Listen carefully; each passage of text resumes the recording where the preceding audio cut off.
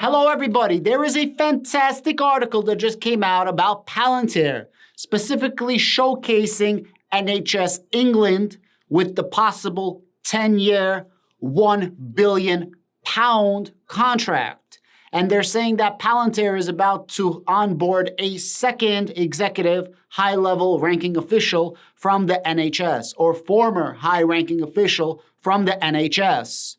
I'm going to read you this article, and I'm going to pinpoint a couple of really key features of the article, but it does quote a couple of people from the NHS stating that Palantir is the front runner of over 80 companies that applied for the same exact contract. It's going to give you a lot of details, and then I wanted to put in perspective what this contract actually means with a couple of figures. Article reads, second NHS official to join Palantir as it guns for a £360 million contract. Now, I know I said a billion. Bear with me. Harjeet Dilawal, I'm sorry for pronouncing your name wrong, is the Deputy Director of Data Services of NHS England and NHS Improvement, will follow Indra Joshi. And Indra Joshi was head of NHS AI, Artificial Intelligence, right?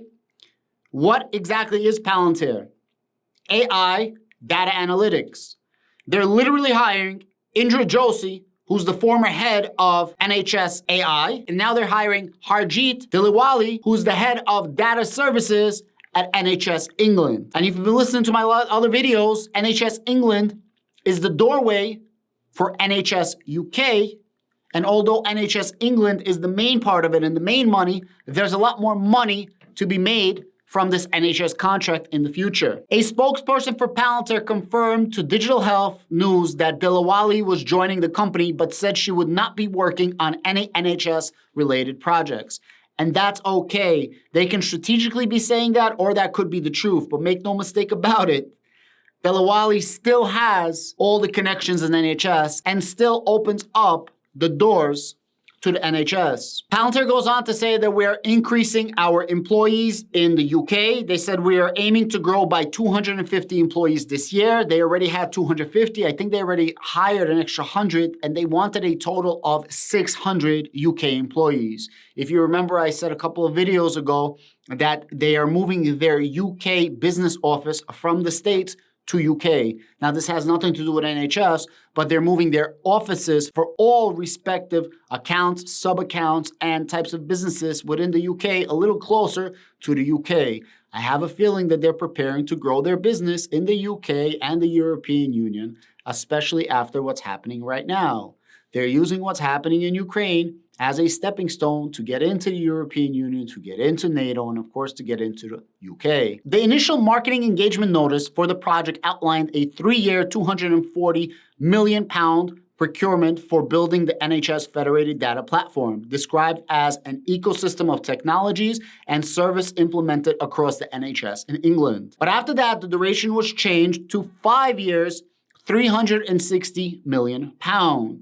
A lot of people are thinking that once they have a 5-year contract, that's actually going to lead to at least a 10-year contract. And that £360 million is actually going to be £1 billion worth for Palantir. So far, the NHS England, which I'm going to read you in a moment, loves working with Palantir, and they see the benefits of working with Palantir. They're doing exactly what they should be doing.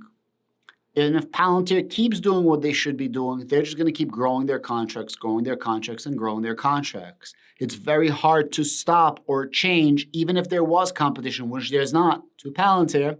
So once Palantir is in there, they're not going anywhere, and they will probably be renewing another multi-year contract. And probably that's going to be more lucrative than the original £360 million.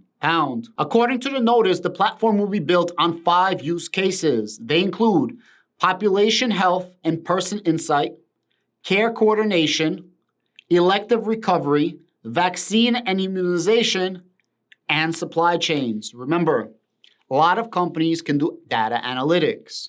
Very few companies can do what Palantir does. That takes all the data analytics from a bunch of little pieces and puts them all together in one coordinated processing of AI data analytics. So instead of analyzing as per each one of these subsets, they're analyzing all of them together and coordinating between all of them to make NHS less inefficient, therefore making them more efficient, squeezing out all the lemon juice from this lemon. The procurement will be split between two main lots. The FTP itself with the integration care system, integration and consultancy, and communication support for the ICS, implementation and adoption, and privacy-enhancing technology. So one is going to be the actual contract to do the AI data analytics, and the other one is going to be a contract for support in the back office. According to the NHS England, over 80 suppliers responded to the initial procurement briefing. The FT report said that briefing materials heaped praise on Palantir Foundry's platform with, and I quote, "Several figures at the NHS said Palantir is viewed as the front runner." So it's not guaranteed that we're going to get it, but the sentiment seems rather strong that Palantir is going to get it. And it seems that all of this is just semantics, what's happening behind the scenes, and Palantir is going to get the contract.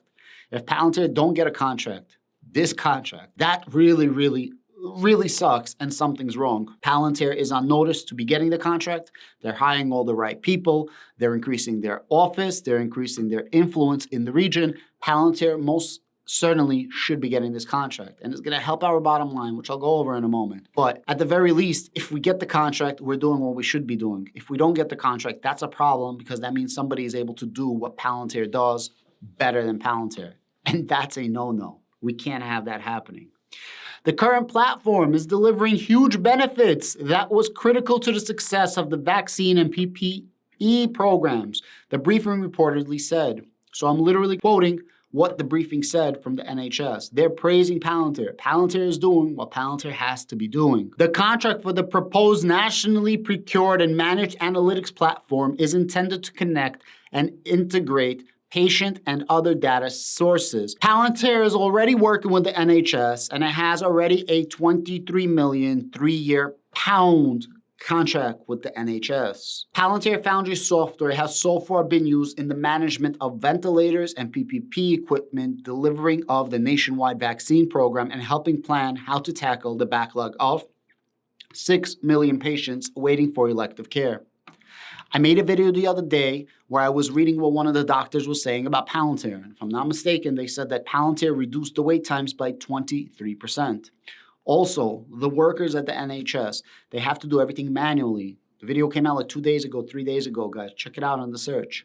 They were very excited that they can use Palantir Foundry software, that they no longer have to put in everything manually, and everything literally is going to be digified. All the AI data analytics digified, which means putting in the data, analyzing the data, and coordinating that analyzed data between all 5 of the subsets.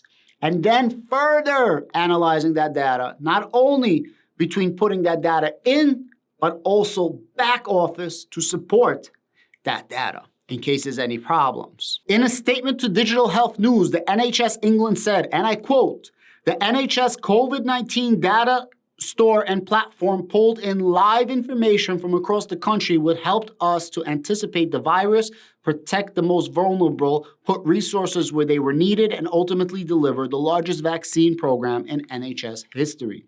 Again, Palantir, real mother effing data right freaking now, not later, not tomorrow, not in a few hours from now, near real freaking time. That's what Palantir does. And they don't need to rely on no freaking cloud service, and that can go down. And I quote, "Since then, we have been given NHS teams new predictive technology to help them maximize their available capacity." Let me repeat the word. New predictive technology to help them maximize their available capacity. Predictive technology. Predictive technology. Palantir is the shit, and you guys gotta start recognizing that very few, if any, companies come even close to what Palantir does. This is not me saying it, I'm freaking quoting what others are saying about Palantir. And there's so many of these cases where people are praising Palantir, saying exactly what Palantir does. As Palantir says, they do what they do. But for some reason, people still try to hate on Palantir and the Palantir community. It's freaking bizarre and it's absolutely absurd. New software to cleanse and reduce their waiting lists. New tools to help them coordinate care and open up more slots in theaters for routine operations.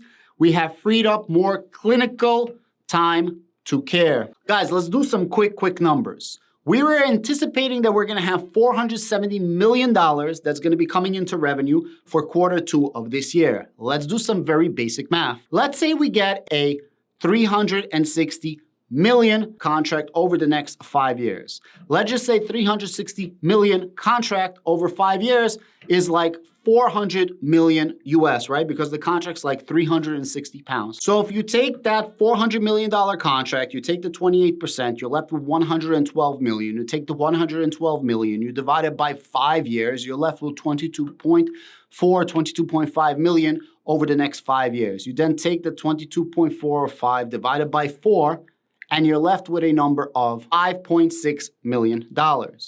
Now, Palantir just said that they're going to be bringing in around 470 million in the next quarter. 5.6 million of 470 million is just over 1% of the revenue. Now, people are going to say, Adam, what the freak are you talking about? This contract is worth 1% revenue over the next 5 years, over the next every single quarter, over the next 5 years. And if we could get this contract for the next 10 years, then over the next 10 years for every single quarter, 10 times 4, 40 quarters, we will be bringing in over 1% of the revenue that we need to do in order to make our numbers. Now, I know this is all baked in and Palantir is assuming that we're going to be getting these numbers, and I know I'm not 100% precise with the numbers. I'm just doing it off my dome, but you can see how absolutely massive these numbers are. Now, I know you guys are going to say, Adam, it's not a big deal, this 1%. But what is 1% of 10 billion? And what is 1% of 100 billion? And what is 1% of 1 trillion? These are the numbers that we want to make. And we got to knock out projects like this, because this big contract, as big as it is going to lead to many other contracts. Like I said, we're going to expand to NHS UK, which is going to bring us even more contracts. And this is just the beginning. Once we get into NHS UK, then we can get into NHS equivalents to NATO's, NHS equivalents to European Union, and whatever equivalents we have in the rest of the world. Point is, Palantir is saving lives. Palantir does exactly what they said they're going to do. Palantir does exactly what they said they're going to do, exactly the way they say they do it. And for all the haters, well, you guys can suck it. Palantir is doing what they're supposed to be doing. You guys are hating, but the reports, that's the proof, right? The proof is in the pudding. People are praising Palantir, people that actually worked with Palantir. And they're not the only ones that talk about Palantir. Palantir gets a lot of high praise from a lot of companies and government organizations, as well as developers and coders. Clear to see, for me, Palantir is going to be a mega winner in the next decade. Because once you use Palantir, it's going to be very hard for you to use anybody else. Palantir, as I said before, was a bench warmer, but now it's time to shine. Now they're on the field and people are watching them play ball, and they're breaking ankles all over the court, shooting them threes like butter. Thank you.